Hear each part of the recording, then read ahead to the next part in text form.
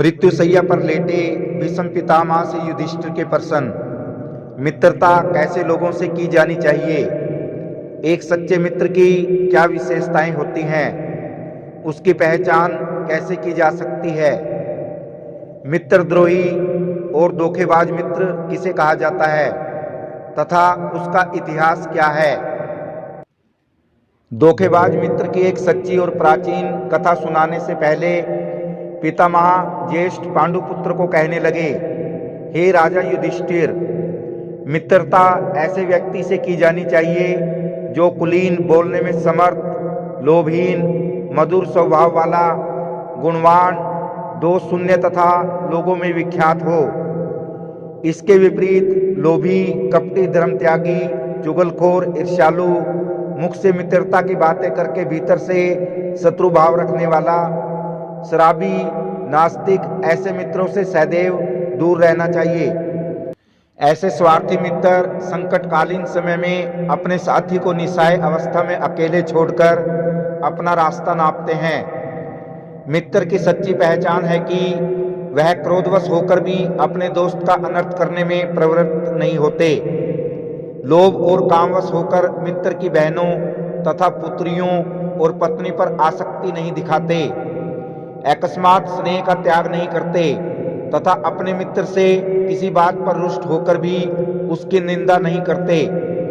वे अपने प्राणों की बाजी लगाकर भी मित्र के हित साधना में तत्पर रहते हैं। ऐसे मित्रों का मुख्य गुण है, जैसे रंगा हुआ कपड़ा अपना रंग नहीं छोड़ता, उसी प्रकार जो मित्र की ओर से विरक्त नहीं होता, ऐसे ही सच्चे दोस्त बंधु की पहचान है, जो प्रतिदिन शास्त्रों का स्वाध्याय करते हैं, क्रोध को वश में रखते हैं तथा जिनका जन्म उत्तम कुल में हुआ है।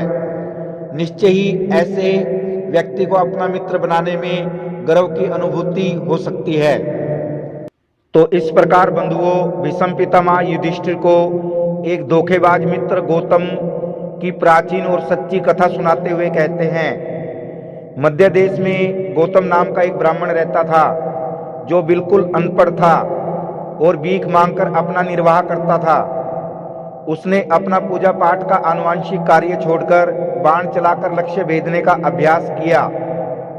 फिर वह दस्युओं की संगति में रहते हुए उनके समान पूरा डाकू बन गया और जानवरों को मारकर उस अधम ने मांस, शराब आदि का सेवन करना प्रारंभ कर दिया। फिर एक दिन गौतम का एक ब्राह्मण मित्र उससे मिलने के लिए आया। वह ब्रह्मचारी और विद्वान था। वह नीच धर्म करने वाले के घर का अंत ग्रहण नहीं करता था। जब उस ब्राह्मण ने अपने पूर्व मित्र गौतम के घर धनुष बाण तथा रसोई में मांस पकते हुए देखा तो अपमानजनक शब्दों द्वारा उसे धिक्कारते हुए कहने लगा, अरे नीच, तू तो मध्य देश के विख्यात ब्राह्मण कुल में पैदा हुआ था, परंतु यहाँ आकर डाकू कैसे बन गया?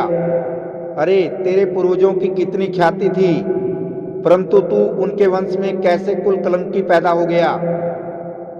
अपने ब्राह्मण दोस्त की बात सुनकर गौतम कहने लगा, हे मित्रवर, निर्धन होने के कारण ही मैं यह घोर पाप करने की ओर अग्रसर हुआ हूँ। हे ब्राह्मण देवता, आज रात आप यहीं पर रहना स्वीकार कीजिए।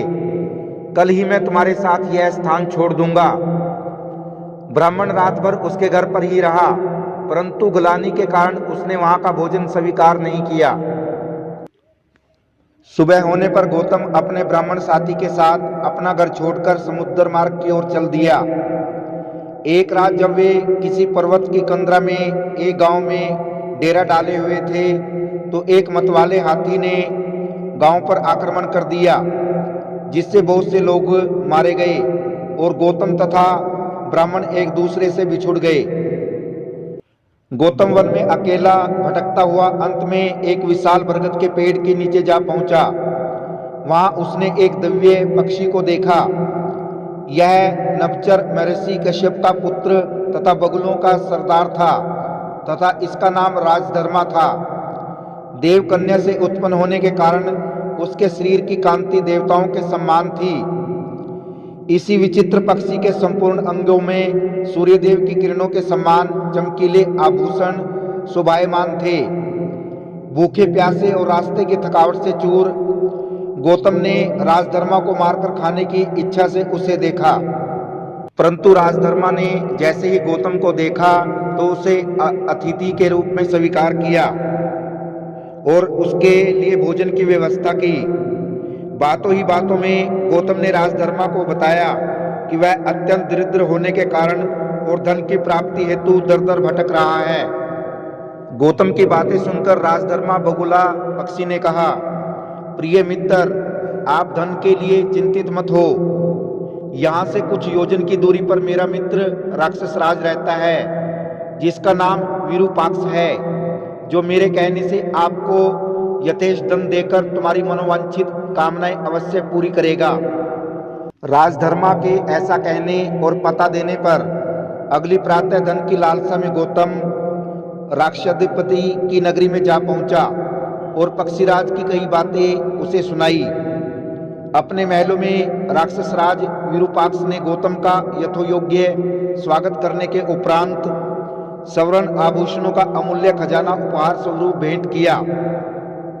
राजा से विदा लेकर गौतम बड़ी कठिनता से इस खजाने को ढोते हुए उसी बरगद के पेड़ के पास जा पहुंचा जहां राजधर्मा का निवास था। अपने मित्र को थका देख पुनः बगुलाधिपति राजधर्मा ने इसके भोजन आदि का प्रबंध किया।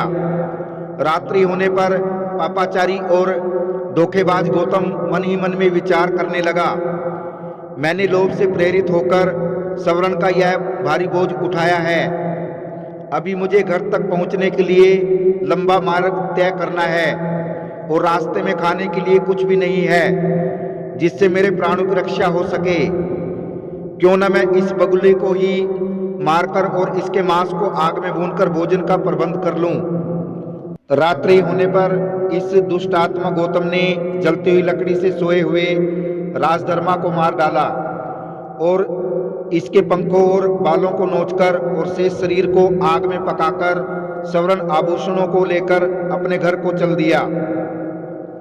2 दिन बाद जब राक्षस राज विरूपाक्ष ने अपने मित्र राजधर्मा को, जो प्राय प्रतिदिन उनसे मिलने आया करता था, को न देखकर उसके मन में संदेह उत्पन्न हुआ कि गौतम ने ही उसे न मार डाला हो। ऐसा सोचकर वह अपने अनुचरों को साथ लेकर बरगद वृक्ष के नीचे गया, जहां उसे राजधर्मा की हड्डियां और पंख दिखाई दिए।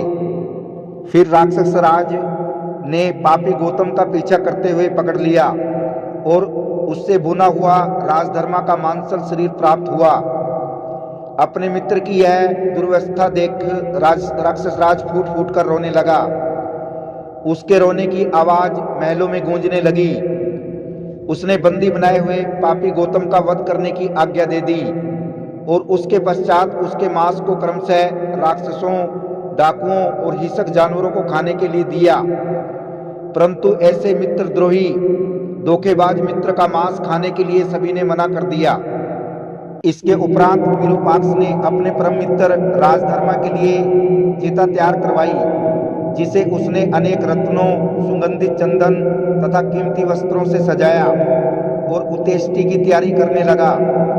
उसी क्षण आकाश मार्ग में कामधेनु गाय आकर ठीक चिता के ऊपर खड़ी हो गई तथा अपने थनों से अमृतमयी दूध की वर्षा करने लगी। चिता पर इस पवित्र दूध के छींटे पड़ते ही राजधर्मा पुनः जीवित हो उठा और अपने मित्र विरूपाक्ष से जा मिला। तो प्रिय बंधुओं, भीष्म जी ने वहां उपस्थित जन समुदायों से यह कथा सुनाने के पश्चात कहा, धोखेबाज मित्र को कभी यश प्राप्त नहीं हो सकता। ऐसे मित्र के उद्धार के लिए शास्त्रों में कोई प्रायश्चित नहीं है। मनुष्य को ध्यान देकर मित्रद्रोही के पाप से बचना चाहिए, क्योंकि ऐसा करने पर मनुष्य अनंत काल के लिए घोर नरक में पड़ता है। तो प्रिय बंधुओं, कैसी लगी आपको आज की ये कहानी? यदि ये कहानी आपको पसंद आई हो तो वीडियो को शेयर करना और चैनल को सब्सक्राइब करना। आप सभी दर्शकों का धन्यवाद। जय सिया राम, जय श्री कृष्णा।